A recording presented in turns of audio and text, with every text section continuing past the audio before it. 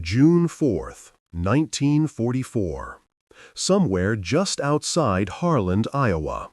The sun was just beginning to climb over the cornfields, casting long golden fingers of light across the dew-covered grass.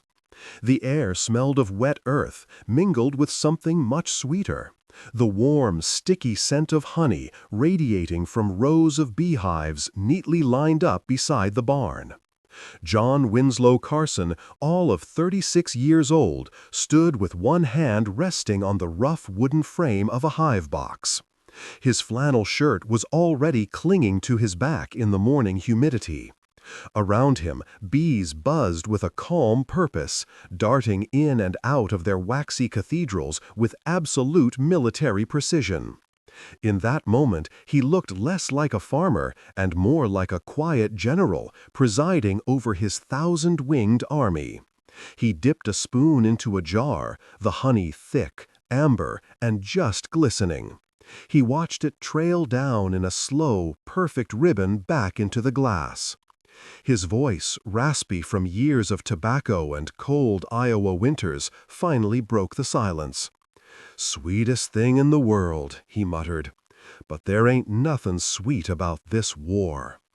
And right on cue, a distant rumble behind him began to grow louder. It wasn't tractors and it wasn't trucks, it was airplanes. American B-17 bombers on a training flight, soaring low across the farmlands. They were headed for England, for Europe, for hell itself. John just squinted up at the sky. He didn't wave. There was no one to wave to, not anymore. His brother Mark had shipped out last winter, and the letters had stopped weeks ago. The war felt like another world, a distant planet that had swallowed every able-bodied man and left farmers like John behind. Left them with their bees, their sweat, and the silence. He was reaching for another jar when a low growl cut right through the hum of the bees. A military truck was pulling up the gravel path. Olive drab paint, United States Army markings. A soldier stepped out, holding a clipboard and speaking with a flat Iowa accent. "John Carson?" "That's me," he answered, his voice cautious. "You're on the list. We're requisitioning honey for shipment to the 8th Army. Says here you've got 350 hives. That right?" John hesitated. "That's right. But you really need honey over there?" The soldier didn't even crack a smile. "Sir, we need everything, especially what lasts." As the truck backed up to his barn, John felt this strange mix of pride and total helplessness. He wasn't sending guns or bullets, just jars of honey. He mumbled, almost to himself, "Ain't no one ever won a war with bee spit." But he was wrong. In just 72 hours, 72 short hours, one of his own stupid ideas involving that very honey would help save a convoy of American trucks rolling right through occupied France. They saw him as a fool, a nobody, just a simple farmer. But a clever trick with honey would soon change everything, for the war, his farm, and his bees. You see, John Winslow Carson wasn't your typical hero. He was a farmer and a beekeeper, a man who, like so many in rural America, had never even left his home county. Born back in 1908, he inherited 160 acres from his father. What came with it? An old barn, some tractors that had seen better days, and a handful of beehives tucked away under an apple tree. But by 1935, John had transformed that humble setup into a massive beekeeping operation, managing over 200 colonies. That's about 12 million bees. Every single season, he was producing up to 3,000 pounds of honey, making him one of the top beekeepers in all of southwestern Iowa. And then 1941 happened. The world turned upside down. After the devastating attack on Pearl Harbor on December 7th, the United States was at war. Suddenly, everything and everyone, every tool, every resource was swept into the massive current of this global conflict. John could only watch as his neighbor's sons and even his own brother Mark marched off to fight. Some enlisted willingly, others were drafted. But John, at 33 years old, had a bad knee from an old farming accident. The military classified him as 4F, unfit for service. That one letter, F, absolutely haunted him. He desperately wanted to fight for his country. But instead of a rifle, he was handed a directive: grow, produce, harvest. While other men were bleeding on the beaches of Italy and fighting in the jungles of the Pacific, John's war was fought in the fields, filling government quotas for sugar beets, corn, and soybeans. But it wouldn't be his crops that made the difference. It would be his bees. You see, in the early years of the war, sugar became incredibly scarce and was one of the most tightly rationed items in America. In 1942, the government imposed strict limits. Get this, just 26 pounds of sugar per person per year. That's down from over 100 pounds before the war. Why? Because sugar was vital for everything, from preserving food for the troops to literally making explosives. So, civilians started turning to honey as a substitute, and crucially, so did the military. Think about it. Honey is shelf-stable, packed with energy, and naturally antimicrobial. It doesn't spoil, it needs no refrigeration, and it can be easily packed into small containers for soldiers on the front lines. The U.S. Army quickly realized it needed suppliers who could meet this surging demand. And that's when John's name popped up. In 1943, a Department of Agriculture ledger listed him as a registered honey producer with surplus capacity. Soon after, a letter arrived in his mailbox. It was a small government contract. Nothing flashy, nothing heroic, or so it seemed. He just had to deliver 700 pounds of honey to a processing facility in Des Moines, Iowa. From there, it would be canned, stamped with an Army issue label, and shipped off to wherever American boys were fighting on the front lines. At first, John didn't really think much of it. He'd load the heavy jars, fill out the endless paperwork, and then get right back to tending his hives. But behind the curtain of wartime bureaucracy, something entirely different was happening. You see, the U.S. military wasn't just using honey as food. Far from it. Quietly, in secret labs, engineers and medics were experimenting with it in ways that had never been tested on a large scale. They discovered that honey could be used in field dressings for wounds, thanks to its natural ability to kill bacteria. It could be used to coat metal parts, preventing rust. When mixed with beeswax, it could form waterproof seals. It could even be used to quiet the creaking joints of vehicles during top-secret stealth operations. And all the while, back on his quiet farm, John had absolutely no idea. For him, the war felt distant, a world away. The letters from his friend Mark were coming less and less often. The pages in their ration books were getting thinner. The skies overhead were now constantly filled with the roar of passing aircraft. But through it all, his bees just kept on working. By the end of 1943, John had expanded his operation to a massive 350 hives. We're talking about over 20 million bees under his personal care, producing enough honey to fill an entire freight car. And yet, he was still completely convinced that he was just a spectator, sitting on the sidelines of history. He couldn't possibly have known that his quiet, humble work, deep in the heart of America, was about to collide head-on with one of the most audacious logistics experiments of the entire Second World War. All it would take was a single moment, one brilliant idea, and a trick so unbelievably stupid that no one thought it could possibly work. This brings us to his early efforts and the resistance he faced. By the spring of 1944, John Winslow Carson was producing more honey than any other farmer in his county, nearly 4,000 pounds of it. But while the golden honey flowed freely from his hives, his own frustration was growing thicker and stickier with every single shipment he sent out. The government never told him where the jars were going. There was no acknowledgement, no thank you note, no proof that any of it was actually helping the war effort. He'd just load the barrels into the back of these anonymous army trucks that showed up. They didn't have faces, just gloved hands, clipped signatures on a form, and the low drone of an engine disappearing over the next hill. "It feels like I'm just throwing it all into the ocean," he confessed to a friend one evening. "I can't even be sure a single drop is reaching a soldier." And his neighbors? They certainly didn't make things any easier. "Still playing with that bee juice, John?" one of them asked him at church, a smirk on his face. "We're trying to win a war here."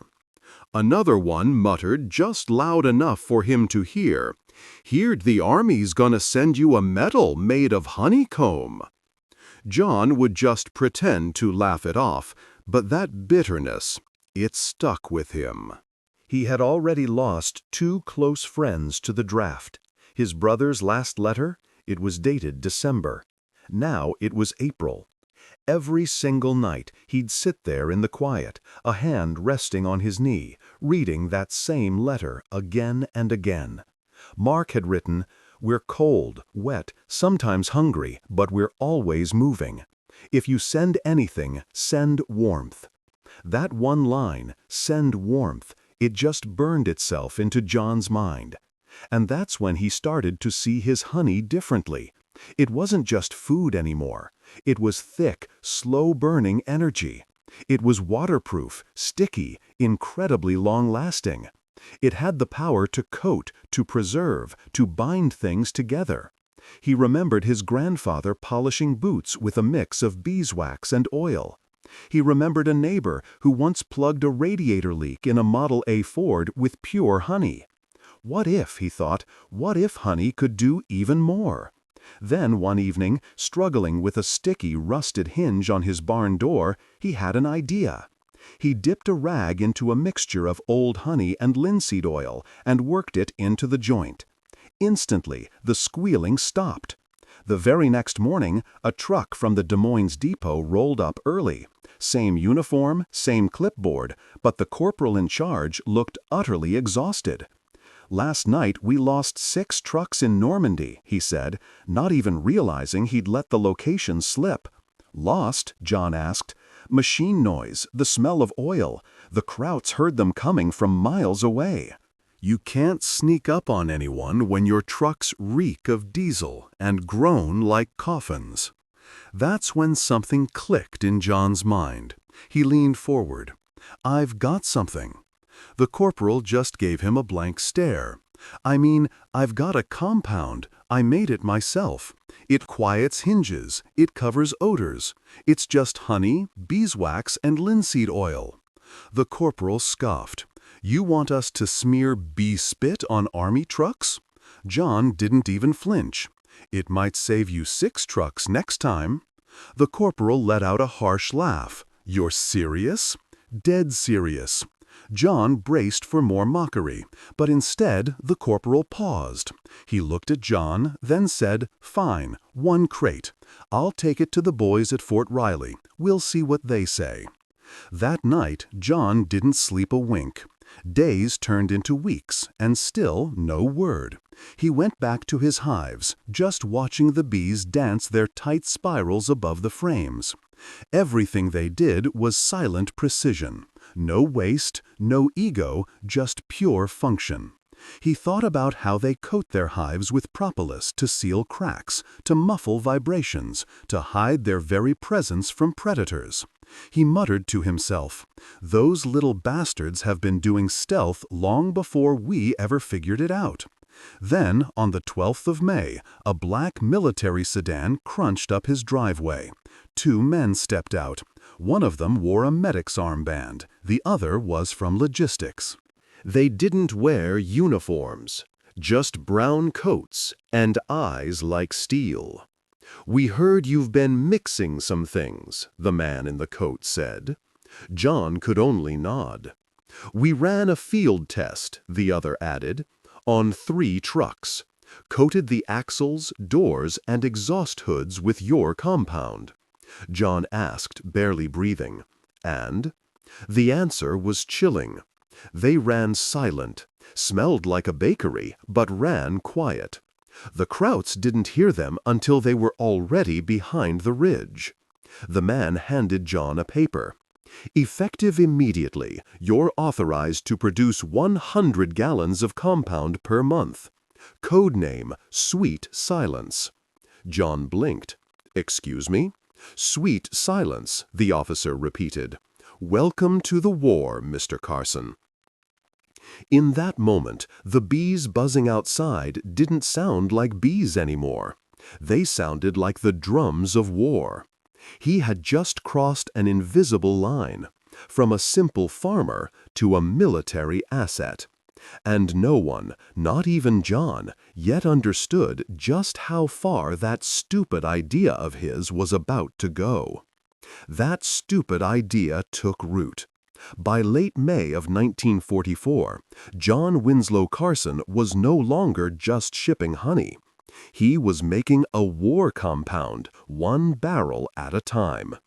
His workshop, once a quiet shed for winter bee boxes, had transformed into a crude but relentless production line.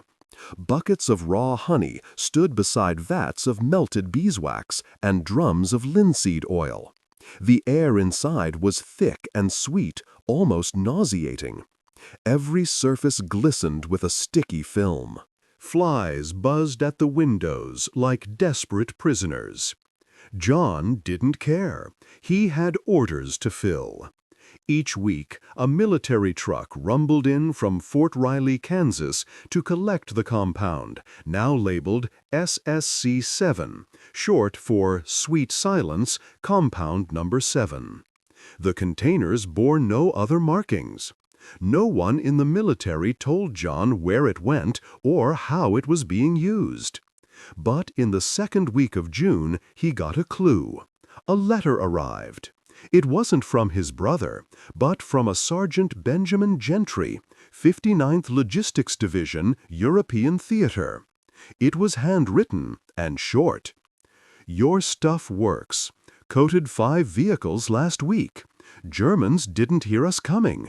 Got the drop on them outside Carentan. 2 enemy trucks destroyed. 0 American casualties. Smelled like Christmas. Keep it coming." John read the note twice, then folded it neatly and placed it inside a mason jar on his shelf, like it was a medal made of words. Still, he had questions. Would this really hold up? Could honey truly make a difference? Or was this just one lucky fluke, the kind of story soldiers tell just before the real bullets start flying? He started experimenting again, mixing new formulas, adjusting the ratios. So one morning, as he was slathering a new, thicker batch onto an old flatbed axle, he noticed something strange. This waxy layer didn't just stop the squealing, it actually insulated the wheel from vibration. It wasn't just muffling sound, it was muffling detection. And in World War II, where entire columns of trucks could be pinpointed by airborne acoustic sensors, vibration was a very big deal. So he sent a note back with the next pickup. "To whomever this reaches, compound now acts as a vibration dampener on metal surfaces. Try it under vehicle hoods, on side doors, along exhaust seams. Also repels water." A week later, a reply arrived, this time typed. "Tested your modifications on 8 Jeeps moving through hedgerows near St. Lo. Dampening reduced acoustic detection range by an estimated 25%. Bravo. Enclosing authorization for an increase to 200 gallons per month. Prepare to ship to the Port of Liverpool for pre-invasion outfitting." Liverpool. Invasion. Suddenly, the pieces slammed into place. John knew what was coming. Everybody did. The Allies were getting ready to hit Fortress Europe. The only question was when and where. But now he understood his compound wasn't just for a few patrols. It was part of something much, much bigger. On June 3rd, a courier truck rumbled up, dropping off crates and a set of instructions. Prepare 10 barrels for transatlantic shipment. Label, Class A engineering materials. Destination, confidential. No insignia, no rank, just a palpable sense of urgency. That night, as John sealed the last barrel, he paused, looking out over the darkened fields. His bees were silent. There was no wind, no stars, just the low, thudding echo of thunder off to the west. But it wasn't a storm. It was something heavier, the kind of sound that settles deep in your bones. He couldn't have known it then, but those barrels would land in Normandy in less than 10 days. And somewhere behind enemy lines, men would be smearing a farmer's simple honey compound onto armored doors before rolling into the most dangerous roads of the war. What started as a barnyard experiment had just crossed the English Channel. Honey on the front lines. Normandy, June 12, 1944, 6 days after D-Day. In the chaos of the French countryside, convoys of American trucks rumbled down cratered roads, cloaked in darkness. The hedgerows were thick, the enemy was still dug in, and German ambushes came fast and without warning. But this time, something was different. The proof came from a report by Captain Lawrence Mendel of the 3rd Armored Division. A series of modified trucks had moved silently through an area near Sainte-Mère-Église, right past what scouts had grimly labeled a kill zone. Not a single metallic clink. No creaking doors. Not even the telltale stench of diesel. We were ghosts, Mendel would later write. They were listening for engines and rattles. Instead, we gave them silence and molasses. That silence had a name, Sweet Silence Compound Number 7. It was a sticky, dark coating they applied to axles, hinges, and exhaust valves. Field mechanics simply called it bee grease. The infantry, they called it ghost syrup. But whatever the nickname, it absolutely worked. Back in Iowa, John Winslow Carson had no idea any of this was happening. He just kept producing, kept melting, kept stirring. His hands were covered in blisters from the hot wax. His arms ached from hauling heavy barrels. But he didn't stop. Then, on June 22nd, a military courier arrived with something unusual, a plain manila envelope, unmarked, containing a single photograph. It was black and white, grainy, and torn along the edges. But it showed what mattered. An American convoy of 6 trucks parked safely behind the hedgerows near Carrington. One soldier was crouched beside a wheel, holding a brush and a tin. Written in pencil on the back, "Your stuff. It saved us." That photo hit John harder than any letter. It meant his work, his bees, his barn, his sweat. It was no longer just local labor.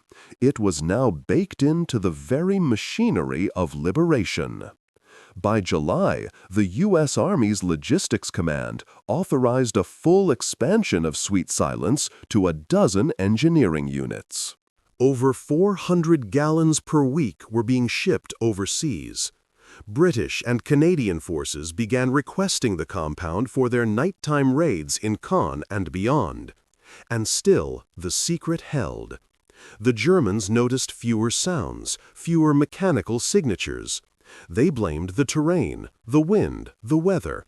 They had no idea that a farmer in Iowa, a man who once couldn't get respect at the feed store, had invented a stealth technology using nothing but what nature provided. Then came the first real test. On the night of July 29th, Allied intelligence intercepted a German plan to shell a key American resupply route near St. Lo. At least 3 divisions were depending on those trucks. If they were hit, entire frontline positions would be forced to retreat. A decision was made. Deploy a full convoy, 84 trucks, all coated in sweet silence. The mechanics had only 6 hours to apply the compound. They worked with brushes, mops, even their bare hands. The mix was thick, pungent, clinging to every joint and seam like sap from a wounded tree. At 020 hours, the convoy moved. No headlights, no engine revs, no squeals. Just rolling shadows through the mist. German scouts never heard them. The German mortars remained silent, and by 0600 hours, the entire supply run was complete, without a single loss. Not one truck was hit. Not a single soldier was wounded. The after-action report was incredibly brief. It simply read, "Silence preserved operational secrecy. Recommend continued use of compound SSC-7 in night convoys." For the very first time in the European theater of war, a genuine logistics miracle had just happened, and absolutely no one could explain how. Well, almost no one. Back in Iowa, one man had a pretty good idea, because that very same morning another package had arrived for him. This one was from his brother, Mark. Inside, he found a worn field jacket, reeking of sweat and diesel fuel. Tucked in a pocket was a small note. It read, "Your honey got here before I did." John folded the note, holding it tightly against his chest as he sat down on the step outside his barn. He could smell the familiar scent of wax and oil in the air. But underneath it all, he could still smell the bees, and to him they smelled like hope. A small trick playing a huge part in a very big battle. The date? August 20th, 1944. The place, the Falaise Gap, northern France. For weeks, Allied forces had been relentlessly pushing German troops eastward across Normandy. But what started as a breakout was now on the verge of becoming a complete disaster, not for the Allies, but for the Germans. Nearly 50,000 Wehrmacht soldiers were trapped, caught between 2 converging Allied armies. If the Allies could seal them in, the entire German line in France would collapse. But if they escaped, the war in Europe could drag on for months. This gap, just a 20-kilometer corridor of broken farmland and muddy roads, had become a battlefield of pure desperation. American General Omar Bradley knew he needed supplies, and he needed them to move faster than the enemy could react. Fuel, ammunition, rations, radios, absolutely everything. And so, enter Convoy Echo 9, a massive column of 212 trucks, 38 jeeps, and 12 half-tracks, all loaded to the brim. Their mission? Cross into the Falaise region under the cover of total darkness, using unpaved farm roads, navigating bridges barely wide enough for a tractor, and following paths surrounded by trees so thick they swallowed the moonlight. At 1900 hours, just as the sun began to set, the motor pool commander made a call that would have sounded completely absurd in any other war. "Apply the Carson compound," he ordered, "full coverage." Immediately, 36 mechanics sprang into action. Barrels simply marked SSC-7 were rolled out. This honey-based compound, sticky, heavy, and the color of black gold, was meticulously brushed onto door hinges, axle joints, hood seals, and every single tailgate lock. The air filled with the strange smell of burnt sugar and linseed smoke. And sitting inside one of those very trucks was Sergeant Mark Carson, 1st Armored Division. John's brother.